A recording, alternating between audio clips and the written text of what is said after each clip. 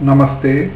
This is JVN Dr. Vishal Saxena, Associate Professor in Mathematics in Jayoti Vidyapeeth Women's University, Jaipur. Today I am going to discuss on the module formulation in LPP, formulation in linear programming problem, and this module, this session is a part of the course Operation Research and under the program of BBA 6th semester and BBA LLB 6th semester of the university. In the today's session, just we will discuss about the formulation part of the linear programming problem, and as all we know that linear programming is a model of the operation research subject. Operation research is a very important course, very important subject of finding the best decision theory, the best decision in the various conditions, and it can be just, it consists of various kind of models, and linear programming, the linear programming problems is a part of, is a model of the subject operation research, where the objective function as well as the inequations, that is the given constants, are in the form of linear form, means in the 1 degree form. That in this way the linear programming problem will consist of the objective function and the constants in the linear form, and the problem will also consist of the non-negative conditions, non-negative restrictions, and here we will discuss in the today's session about the formulation part of the programming linear programming problem, and just we will discuss how to formulate a problem in mathematical form when the conditions are given for the problem, for the decision variables, and just how to make a problem given in the sentence form, given in the word form, and then just how can we convert this problem in the mathematical concept, canonical form, and then how can just we solve the problem. So the today's session is of the consisting part of the formulation, and where we just learn about that how can we convert the problem into the formulation in the mathematical formulation, for the mathematical formation form, and that form, when it form is just formed, then how can we solve the question by the graphical method or the simplex method. So for this we are going to share some slides, and now we have these slides to explain this with example also. So we take these slides. Initially the linear programming problem is given that the definition part and it's a part of the concept is given that the linear programming is a problem, is a simplest way to perform optimization, and it can be considered as a linear optimization, and where the problems of maximum profit or the lowest cost, means the minimized cost, will be solved, and various other kind of problems will also be solved, but the problem will consist of objective function and the constraints constraints in the linear form. So that is the main point for this linear programming problem, and Now we take how we can just make the how can we make the just mathematical form of the given problem, just whatever the problem is given, that with the given conditions, and now that is how to write the our problem in the mathematical way, and that is called the formulation of the problem. Now we see that so here just we are having this part, and formulation of the formulation of a problem is given, that and that is we can understand with the example of manufacture some chocolates. So formulation of the problem means that is just to convert the problem in the mathematical form, and in which the problem can be solved by the various methods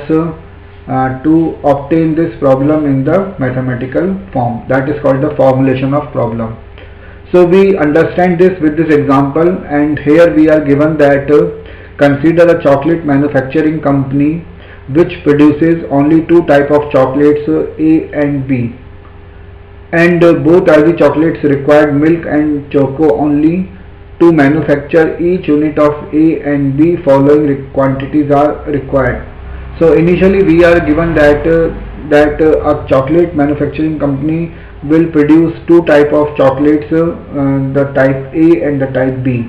and to make these chocolates the company uses the milk and choco powder only. So that is the condition that is given, that just it will the company will use only milk and the choco powder, and after this we are also given that with the quantities of each unit of A require 1 unit of milk, means to produce 1 unit of chocolate A type, 1 unit of milk is required and 3 unit of choco is required, while for the 1 unit of making the chocolate B will require 1 unit of milk and 2 units of choco,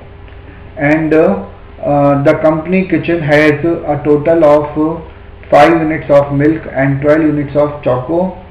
and it is given that the company kitchen will have at most 5 units of milk and 12 units of choco, and on each sale the company makes a profit of,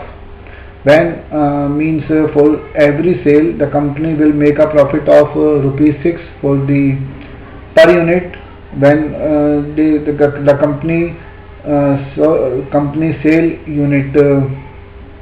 the type of A chocolate and rupees 5 per unit B sold, that is given that. So that is means just we are given that some conditions of for the company, and their profits are also given that, and according to question just we have to find that the company wishes to maximize the profit, and for this how many units of A and B should it produce respectively. So the company to find the maximum profit, what are the units of A and B required to produce by the company, that is our question, that is to find. So first of all we can make a table for the given conditions, with the given conditions, and in which we can see we are taking the two types of chocolates A and B. In the first column A and B are the types of chocolate, and in the second column and the third column we are taking the contents of the milk and the choco. Milk and choco are taken in the second and the third column, and in the fourth column we are taking the part of the profit per unit. So profit per unit is taken in the next column, in the fourth column, while the fourth row will consist of total of milk and the choco that is taken. So we are, according to the given conditions, we have to make this table. So we are given that like 1 unit and 3 units are required to make a chocolate for the type A, while the 1 unit of milk and the 2 unit of Choco is required to make a unit of the chocolate B, that is given that in this problem, and for the sale of chocolate A, for the 1 unit, rupees 6 is profit, and when means the rupees 5 is the profit for the sale of 1 unit of chocolate B, and total units of milk is given that 5, and total units of choco is given that 12. So that is our problem, and that is our table, just we have made it. So now we have to take, first of all, we according to question we are required to find how many units of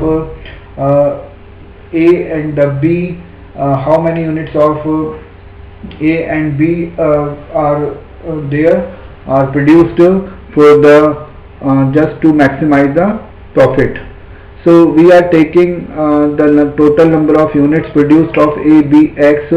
and we can take Y as the total number of units produced of the chocolate B, and now the objective function can be made as maximize Z. Z represents the objective function, and that is equal to 6 into X plus 5 into Y. 6X plus 5Y, because 6 is the profit per unit for the chocolate A, while 5 is the rupees 5 is the